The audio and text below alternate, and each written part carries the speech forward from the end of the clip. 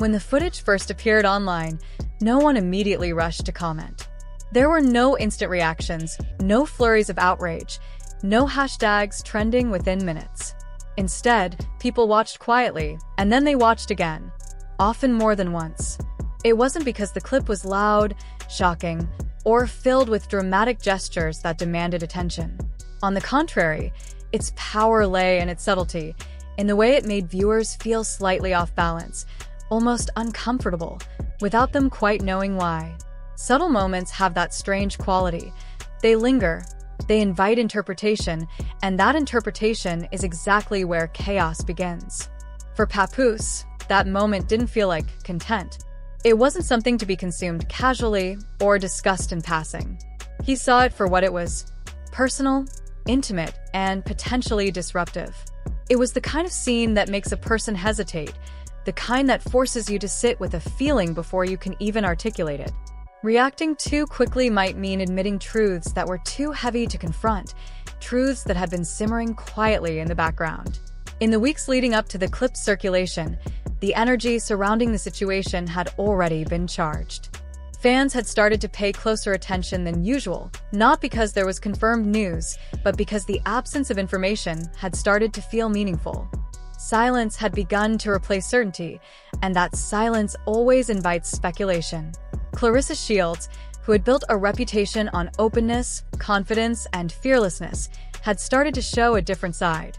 She hadn't withdrawn entirely, but she had become more cautious in how she presented herself publicly.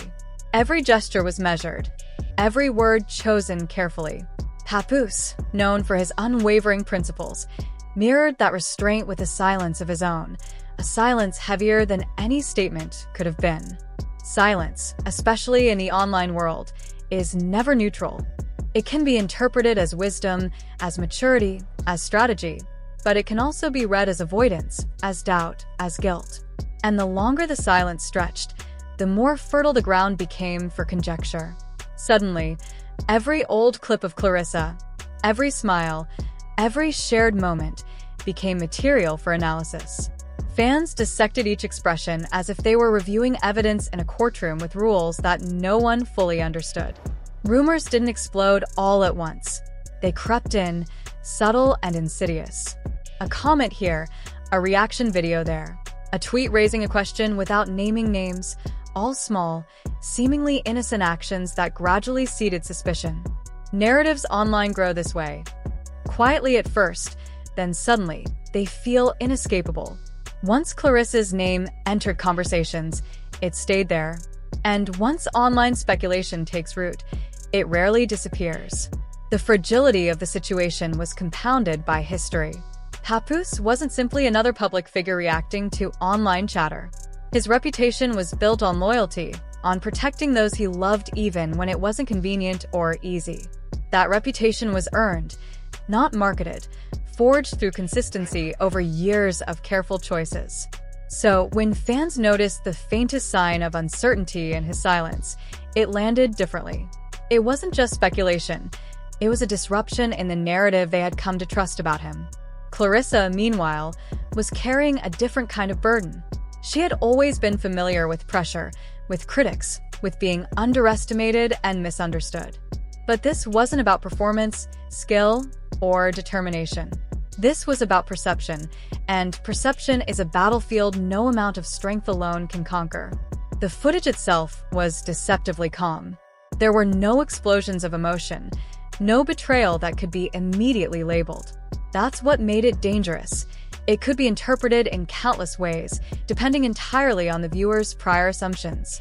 Body language lingered long enough to make people uneasy. Timing seemed off, as if intentionally so. Context was missing, or perhaps selectively ignored. Within minutes of its appearance, the internet split. One side rushed to defend Claressa, insisting the reactions were exaggerated, unfair, and a projection of viewers' insecurities.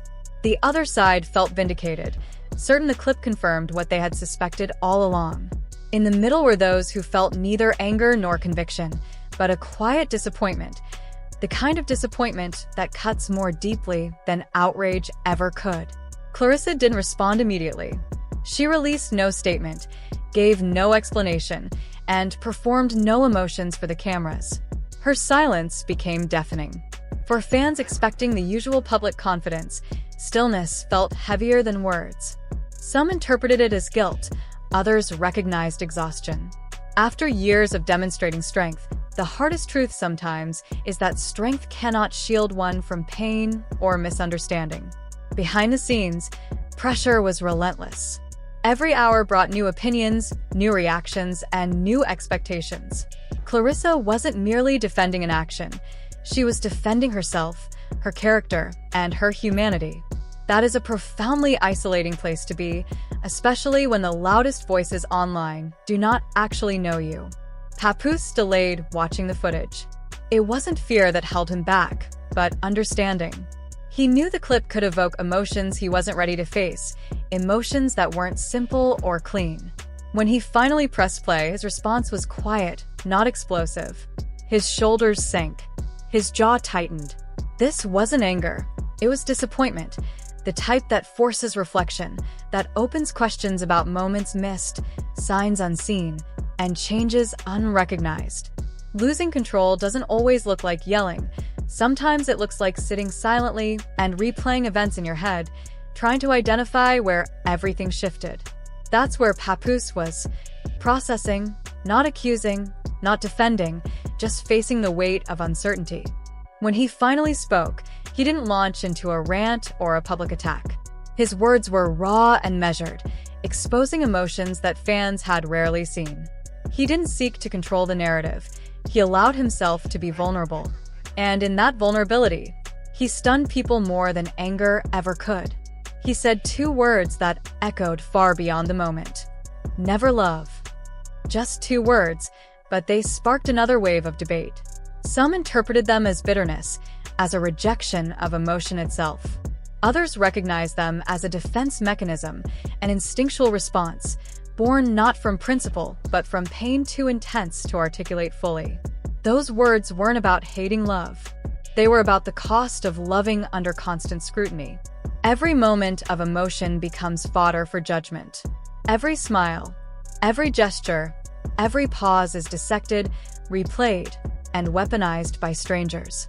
Vulnerability, in that environment, is not celebrated. It is treated as a mistake. As Papoose's words spread, Remy Ma fans entered the discussion. Loyalty became the loudest language online. Old wounds resurfaced. Past conflicts, long buried or resolved, were dragged back into the spotlight, even if they were irrelevant to the present situation. The conversation shifted from a simple clip to something larger: respect, boundaries, allegiance. Claressa felt that weight immediately. A criticism alone had been manageable. This was isolation. Behind closed doors, she reportedly broke down, overwhelmed by the realization that no amount of personal strength could silence millions of external voices. Being misunderstood publicly is painful. Being misunderstood by someone you care about is devastating. Papoose, too, did not escape the fallout unscathed. Speaking out introduced a new kind of scrutiny. Each sentence became a headline. Each pause was read as a confession. Honesty transformed into evidence, interpreted through lenses of bias, loyalty, and emotion. Some applauded him, seeing courage in his willingness to finally speak. Others accused him of fueling drama, questioning timing, motives, and intentions. What critics often missed was the difficulty inherent in breaking years of silence. When silence is a shield, removing it is terrifying. Once spoken, words can never be reclaimed. They are reshaped, reframed, and sometimes weaponized against the speaker. The internet does not listen to understand, it reacts. Context is flattened, nuance lost, intentions misread. Supporters heard authenticity. Critics heard manipulation. And between the two were those who simply did not know what to believe anymore. Expectations compounded the challenge. A person who has been silent too long is suddenly expected to deliver perfect clarity, immediate resolution, and full transparency. But real emotion does not arrive in tidy packages. It is layered, hesitant, messy. And that messiness is often interpreted as guilt or calculation. As the noise reached its peak, exhaustion set in. The constant arguing lost its edge. Comment sections that had burned with certainty began to soften. The conversation shifted from "who is right?" to "what is this doing to the people caught in the middle?" That change transformed the meaning of words. Aggression became defensiveness. "Never love" was no longer a dramatic proclamation but a shield, a statement of emotional self-preservation. Pain forces people to speak for survival, not clarity. They articulate what keeps them afloat, not what is perfectly rational or carefully processed. Gradually, the chaos lost its grip. There was no viral apology, no staged interview, no scripted statement to control perception. There was only space, quiet, unresolved, heavy, and honest. This quiet did not signify peace, nor did it signify conflict. It was what comes after emotional overload, when there is nothing left to defend or explain. People were left sitting with consequences of words spoken, words withheld, and actions irreversible. Sometimes, situations require space, more than commentary. Ultimately, the moment did not change the world because of what the footage revealed. It changed everything because of what it exposed: fragility, doubt, and the heavy cost of loving publicly.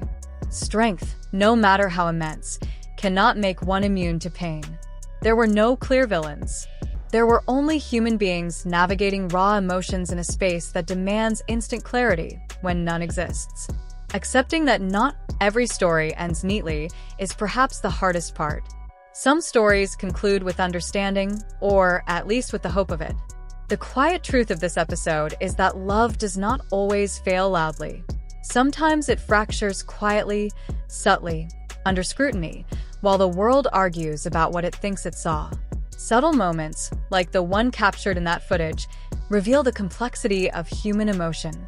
They show that vulnerability can be both a gift and a risk, that silence can be louder than any declaration, and that understanding often comes not from commentary but from patient observation.